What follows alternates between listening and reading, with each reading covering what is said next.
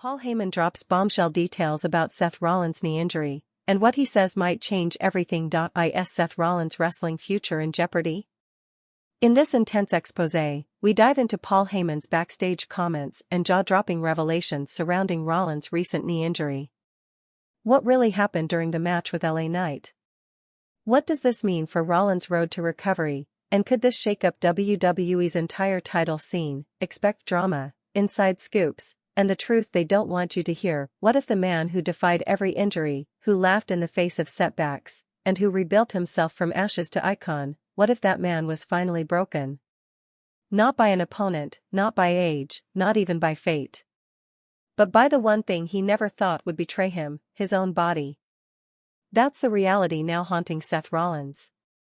But the twist that no one expected was Paul Heyman. Because what Paul said backstage, what he whispered when the cameras weren't rolling, may have just revealed a truth the WWE never wanted to face. A truth that changes everything. The news first surfaced like a rumor. Quiet. Doubtful. Rollins tweaked something, someone said. Just precautionary. But that illusion didn't last. Not after Saturday night's main event. Not after Rollins collapsed in the corner, clutching his knee like a man holding the final threads of his legacy. And certainly not after Paul Heyman was seen backstage, stone-faced, tight-lipped, avoiding eye contact with everyone, even Roman Reigns. What did Paul know? Why was he so quiet? That silence was the first clue. Because Paul Heyman is never quiet unless the truth is too loud to speak. According to insiders, the injury happened midway through the main event against LA Knight. A standard bump, a wrong plant, an awkward twist. Rollins didn't scream. He didn't wave for the ref. He just kept going. Because that's what he does. The fans watching that night didn't know it yet, but they were witnessing something far more painful than a torn ligament. They were watching the beginning of a reckoning. And in the locker room, Paul Heyman knew it before anyone else. After the match, Heyman reportedly left gorilla position without saying a word. Not tonight. Not to TripleH. Not even to commentary staff. A veteran producer said he followed Heyman out of concern, only to find him staring at the wall, motionless. When asked if everything was all right, Heyman simply muttered, "I've seen this before. I know what this means." He refused to elaborate. But those words hung heavy in the air, cryptic, final, and drenched in something colder than fear, recognition. Heyman, it turns out, wasn't just speaking as a manager or a strategist. He was speaking as a man who's watched greatness fall apart from the inside. He saw it in Brock Lesnar's eyes after his diverticulitis. He saw it in CM Punk's silence after the pipe bomb. And now, he was seeing it in Seth Rollins. The limp. The forced smile. The desperate refusal to acknowledge what his body was screaming. And somewhere in that hallway, Heyman said it again, this time to himself. This is the beginning of the end, unless he lets go. It didn't take long for medical reports to surface. Fractured ligaments. Potential ACL involvement. 9 months, minimum. SummerSlam? Out of the question. Survivor Series? A long shot. WrestleMania? Not even doctors would speculate. And yet, the WWE Universe waited for an official update. A tweet. A statement. A single sentence. But none came. Instead, there was Heyman. Not on camera. Not at a press conference. But whispering in the corridors of WWE's Stamford offices to the people who shape the future of this industry. And what he said, according to a close producer, was this: "You're not just losing a performer. You're losing a pillar." For weeks now, Paul Heyman has refused to go on record. He hasn't posted. He hasn't commented. But what has leaked out are fragments, shattered pieces of concern from a man who once molded empires. And in those fragments, a new story is emerging. Not one of injury. One of inevitability. Heyman reportedly told one high-level executive, "Rollins has carried too much for too long. You can't be the architect and the foundation. Eventually, something gives. And this time, it was his knee. Insiders say that Heyman isn't just worried about the physical damage. He's worried about the psychological fallout. Because Seth Rollins is not just a wrestler. He's a performer built on movement. His character isn't stoic or still. It's motion. It's stomps, dives, fluid chaos. If you take that away, if you anchor him to the ground, you don't just injure the man. You erase the myth. And that's where Heyman's words become haunting. You can rehab a knee, he reportedly said. But can you rebuild belief? Sources close to the locker room describe a chilling shift in energy after the injury. Rollins didn't cry. He didn't scream. He just went quiet. Sat on the trainer's table, staring at the floor. He nodded when spoken to. He gave short, calm answers. But there was something vacant in his eyes. A man already rehearsing the idea that he might not come back the same. And Heyman? He didn't say much to Rollins. Just sat near him, in silence. At one point, a staff member heard him whisper, "I know what it's like to watch everything you built start to collapse. Just, don't let it bury you." What makes this so much more than just a storyline or another injury angle is the context.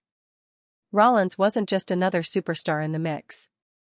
He was carrying the weight of a fractured WWE. With Roman Reigns absent, Cody Rhodes uncertain, CM Punk divisive, and the Bloodline storyline fragmenting, Seth had become the unspoken glue. The one consistent thread running through chaos. And now, that thread had torn. And Heyman, perhaps the only man in WWE who understood all the chess pieces in motion, saw it before anyone else did. There's talk that Heyman has been advising WWE creative behind closed doors about the long-term implications of this injury. One insider claims Heyman pushed for a full halt on plans to have Rollins drop the title in-ring, suggesting instead a ghost reign, a title held by a man who can't walk. A symbol of what was lost. When asked why, Heyman reportedly said, "Because we don't just need a new champion. We need to mourn this one." It's that word, mourn, that has set off alarm bells across the WWE universe. Because mourn implies finality. Not recovery. Not return. And yet, no one has confirmed this publicly. Not Rollins. Not Triple H. Not even Heyman. But in the silence, something has changed. Sources say Heyman has been unusually withdrawn from Bloodline meetings. That he's been seen pacing during production walkthroughs. And perhaps most telling of all, he skipped the Monday Night Raw taping following the injury. No explanation. No appearance. Just absence. Those who know Heyman well describe this behavior as grave. Not calculated. Not dramatic. Grave. As though he's preparing not just for the next chapter, but for a burial. Of an era. Of a warrior. Of a friend, because what no one likes to admit in public, but what everyone knows in private, is that Heyman respected Rollins more than most. Not because of their on-screen history. But because Rollins never broke. Through the authority. Through the Shield. Through title losses and character reinventions, he adapted. Survived. But now, for the first time, Heyman sees the possibility that maybe, just maybe, Rollins won't be able to rise again. And that realization? It's not strategic. It's personal. At one point during a conversation with a senior medical official, Heyman allegedly asked, "Do you tell him? Or do you let him hope?" The official didn't reply. And Heyman, reportedly, walked away before waiting for an answer. That single moment reveals everything. Because it means there's a truth being discussed behind the scenes, a possibility Heyman believes is too painful to confront head-on. That this injury might not just sideline Rollins. It might redefine him forever, but how do you tell that to a man who spent his entire career proving the doubters wrong? How do you say the words, "You may not come back the same," to someone who rebuilt the Shield, revived the Intercontinental title, carried Raw when no one else could, and finally became the World Heavyweight Champion? Paul Heyman, the man with a mouth for war, has no words for this. Only silence, and it's in that silence where the tragedy grows. Because Rollins hasn't spoken either. No Instagram post. No video message. No backstage interview. Just stillness. The same stillness he showed in that trainer's room. As if he knows something the rest of us aren't ready to admit. So what really happened to Seth Rollins' knee? The medical reports will tell you ligaments. The commentary team will say freak accident. But Paul Heyman? He knows better. He knows this wasn't just a misstep, it was a message. A warning. That even the strongest can fall. That even the architects can see their blueprints burned. And now, WWE must face a truth they've tried to avoid for years. What if Seth Rollins, the indestructible, unshakable, unstoppable face of modern wrestling, is finally human after all? But what if being human was never part of the plan? For over a decade, Seth Rollins was built, not born, for this industry. He wasn't molded in the image of some Hollywood megastar or bred from a wrestling dynasty. He was forged in fire. Raw arenas. Developmental circuits. NXT cages. He didn't walk into WWE with an inheritance. He kicked the door in, cackling with every stomp. And yet, now he lies in quiet recovery, his knee shattered, and his future uncertain. And Paul Heyman, one of the only men who sees the story behind the spectacle, is watching it all fall apart in slow motion. Sources say Heyman made one thing clear to WWE leadership: if you try to rush this, you'll lose him. Not just his career. You'll lose him. It wasn't a threat. It was a plea. And coming from Heyman, that's rare. Because behind the bravado and legalese, Paul Heyman is a man obsessed with legacy. And when he sees someone like Seth, someone who built his legacy brick by brick, risking it all for one more main event, one more chant, one more match, he sees history repeating itself.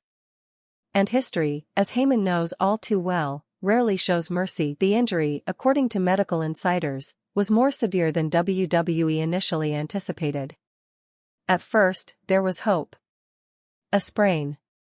A short-term recovery. But further scans revealed partial tears and instability around the joint.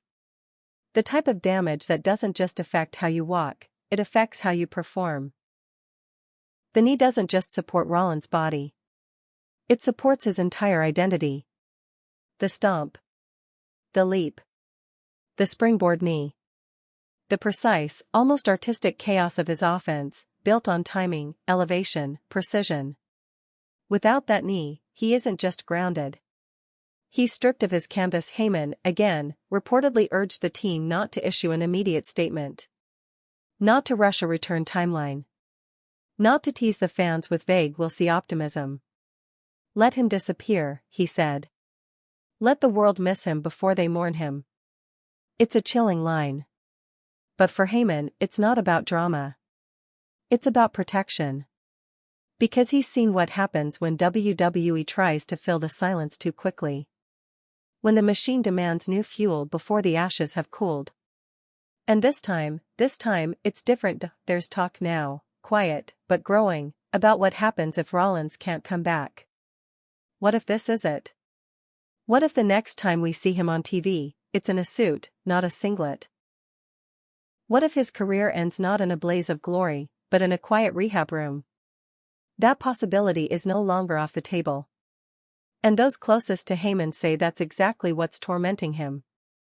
Because Heyman, unlike many, doesn't see superstars. He sees men. Women. Stories. Souls. And the soul of Seth Rollins, he fears, is on the brink of something darker than any heel turn or scripted betrayal. One source described Heyman's recent behavior as haunted. Not just concerned. Haunted. As though he knows something we don't. As though he's preparing for a goodbye he doesn't know how to deliver. And yet, he keeps working. Keeps watching. Keeps whispering to the powers that be. Because that's what Paul Heyman does. He doesn't just manage moments. He manages futures.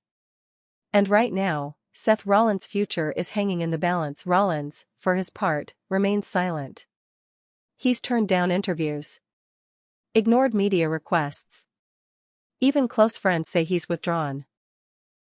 One insider shared a brief, unsettling detail. Rollins has taken to sitting alone at the WWE Performance Center, long after everyone else has gone home, just staring at the ring. Not stepping in. Not testing the ropes. Just staring. As if waiting for something. Or mourning something already lost. Meanwhile, the locker room feels it. The absence. The dread. Superstars who once rallied behind Rollins as a locker room leader now move quietly, unsure of how to fill the space he left. LA Knight, reportedly racked with guilt, has avoided discussing the match entirely. Not because he caused the injury, he didn't, but because he was the last opponent to stand across from Rollins before everything changed. Backstage producers are reworking plans. Creative teams are scrambling to reshuffle title paths. TripleH is said to be concerned but cautious. And through it all, Paul Heyman is circling the perimeter of it all, saying little but observing everything. Those who've spoken to him in recent days say his tone has changed. Less bombastic. More subdued. One person described it like this: Paul's not booking anymore. He's grieving. Grieving what, exactly? A knee? A championship reign? No. Something deeper. Heyman, the man who saw potential in ECW nobodies, who guided Brock Lesnar through comebacks, who helped Roman Reigns redefine dominance, he sees more than just the performer. He sees the person. And Seth Rollins, perhaps more than any other star of this era, represents the fragile balance between performer and person. The laugh. The swagger. The chaos. It's all armor. Beneath it is Colby Lopez, a father, a husband, a man who's been running on adrenaline and ambition for over 15 years, and now that the adrenaline has stopped, Paul Heyman reportedly told a confidant, "This isn't about knees. It's about identity." When you take the ring away from a man like Rollins, you don't just remove his job. You erase his reflection. In WWE, you can recover from broken bones, torn muscles, even scandal. But when a man begins to question who he is without the crowd, without the gear, without the entrance music, that's when the real injury begins. And it's that wound Heyman fears the most. Because no doctor can heal it. No surgery can fix it. It's silent. Invisible. And often permanent. What happens if Seth Rollins never fully returns? Not physically. Emotionally. Spiritually. What happens if the architect forgets how to build again? As the days turn into weeks, and the weeks into months, the world waits. But Heyman doesn't wait. He plans. Not just for what comes next in WWE, but for what comes next for Seth. Because love him or hate him, cheer him or boo him, Seth Rollins is not just a superstar. He's a symbol of resilience, of transformation, of fire that refuses to die. But what if even fire runs out of oxygen? And what if Paul Heyman's silence is not fear, but farewell? There's a haunting power in watching someone who always got back up suddenly stop trying. That's what has people closest to Paul Heyman the most worried. Not the injury. Not the rehab. Not even the whispers from WWE boardrooms about stripping Seth Rollins of the World Heavyweight Championship. No. What rattles Heyman isn't what's happening in public, it's what's not happening in private. Because for the first time in his career, Seth Rollins isn't fighting. He's not pushing back. Not screaming for a rematch. Not vowing to burn it down. He's just still, and Paul Heyman, the mastermind who manipulates emotion like a maestro conducts a symphony, sees that stillness as the most dangerous signal of all. According to a source who attended a closed-door talent relations meeting 2 weeks after Rollins' injury, Heyman was asked if he thought Rollins would be back by the Royal Rumble. The room went quiet. After a pause, Heyman said simply, "You're asking the wrong question." When pressed, he clarified, "Don't ask if he can return. Ask if he wants to." That answer shook the room, because if Seth Rollins, the man who dragged himself out of developmental anonymity, who redefined himself after Shield betrayals, who rebuilt his reputation after controversial booking, who laughed in the face of Twitter hate. If that man is now questioning whether he wants to return, then something far more devastating than a torn knee ligament is happening behind the scenes. Sources close to Becky Lynch have quietly admitted that Rollins hasn't spoken much about wrestling since the injury. Not to her. Not to friends. Not even to his team. He's been spending more time with their daughter, taking long drives, cooking meals at home, avoiding wrestling podcasts, and turning down video appearances. One confidant said, he's not mourning the injury. He's mourning the version of himself that only existed between those ropes. Paul Heyman, meanwhile, has reportedly taken on a new role. Not as manager, not as advocate, but as protector. Multiple WWE insiders say he's privately asked creative teams to respect the silence. That means no storyline teases. No fake injury updates. No photos of Rollins in a brace. Let him choose when he speaks, Heyman is said to have told them. If you rush this, you lose the man behind the performer. And that's a price we can't afford. There's something almost uncharacteristically noble about Heyman's current approach. This is the same man who once used real-life medical reports to cut promos. The man who built Brock Lesnar's mythos on violence and vengeance. The man who helped Roman Reigns craft a godlike aura through brutal dominance and family betrayal. But with Seth Rollins, Paul is quiet. Protective. Some say almost paternal, and maybe that's because Paul Heyman sees something of himself in Rollins. Not the suits. Not the catchphrases. But the burden. The weight of being the one who holds everything together while secretly falling apart inside. That's the part no one sees. That's the part Heyman understands too well. It's also why he reportedly refused a recent request to appear on commentary or conduct a backstage segment addressing Rollins' condition. He's not a storyline, Heyman said. He's a man at war with his own body. Those words weren't designed to make headlines.